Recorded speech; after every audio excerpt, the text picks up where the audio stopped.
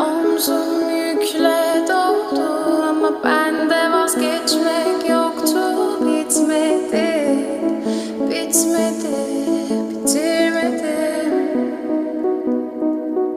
Ben özel değilim ya da öyle bir şey, ama sen varken hep böyle hissettim, böyle hissettim. Yanan her şey görünmüyor olmalı, bunu sen de hatırlarsın da artık